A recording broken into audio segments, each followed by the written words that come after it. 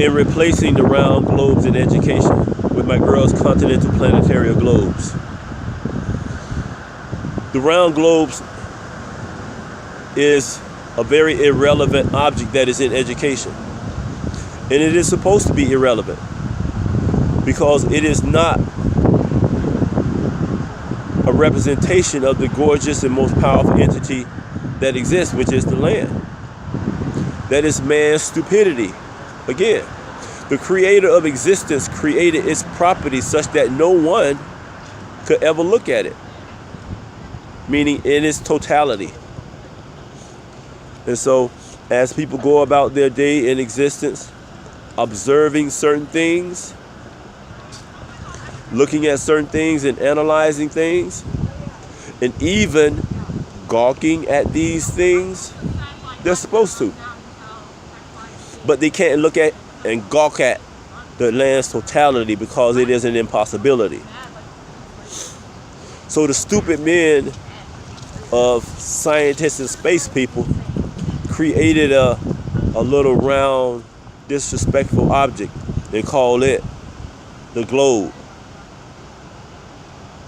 And notice that no one gawks at it, but when they've seen my girls' continental planetary globe, they have gawked at it or them. They are gawkable, and you should. But again, people, as people go around and look at different statues, buildings, and what have you, to gawk at, we will never be able to gawk at the land's totality because the creative existence established that no one will be able to look at it in its totality, not even half of it, people.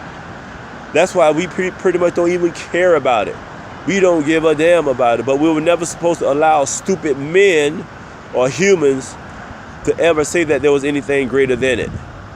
And so the people who are preaching about God or Jesus, you've done a disservice in not preaching what was in Genesis. God created the land, the stars, the moon, the animals. You did a disservice. And anytime these stupid men come out with about planets, you were supposed to wipe them out and trash them. There are no planets mentioned in Genesis. So take that fake stuff out of here. And that's what you religious people were supposed to do. Not preach about a God that you don't know, but preach about the land that you know that does sustain you. And so you've missed the boat on teaching and protecting what God created, which was the land that sustains us. So you really, all preachers, religious, you have missed your calling. You have failed God, the higher power, the creative existence, the creator, Allah, Buddha, Prophet Muhammad. You have failed them because you have not taught what the creator created, which is the land. That is what you are supposed to defend. That there is nothing comparable to it. There's nothing greater than it. Because it's in Genesis what the creator created. It wasn't no Pluto, stupid man, all that blah, blah, blah, blah. So y'all missed the boat. You're supposed to teach and preach about the land and its power. And you can't because you don't understand it or know it. But this is what you will be teaching and learning about the power of the land. That is what the creator created. That is what you're supposed to teach and protect. Not talk about God you don't know. As the brothers say, he don't know God, so he's supposed to know the common man. So the land is everything, people. This is what you are supposed to preach and teach about. And most people don't know it. Those 0.5% that I've mentioned, they don't want you to know about it and appreciate it.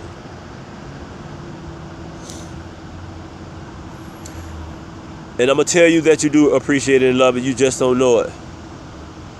All glory and power to the land, people. Much love to my beautiful girls and their parents and the superpower of the human race who owns the land's totality. The girl. And not a stupid globe. And people, I would love people to be able to see the land's totality. I would love to be able to go up and see how huge the land's totality is. So I can really gawk at it. I can't look at the sun. I see the sun, beauty and shine. We really don't gawk at the sun. We gawk at the beautiful sky, people. It is a gorgeous day. It's nice blue. As we say, all days are beautiful. There are some days are more beautiful than others. As there are certain things that are more beautiful, other depending on who you're asking. But I would love to be able to go up and gawk at the land's totality and enormity, but we'll never be able to do that. And them clowns, and I call them fools, who have great minds, that make up NASA men, they got arrogant and started teaching BS, being graduates. And so this is what you religious people were supposed to protect. The land that the Creator created, what was in Genesis, the beginning. No stupid planets. No fake ideology about the land that the Creator created. That's what you're supposed to protect. Gravity can't hold water in that configuration. The land in history has taught how water is held. Nothing fictitious. Much love to pure, intelligent people, and there's only a few. And those are the ones who crave and love the land like Mr. Givins. All power and glory to the girl.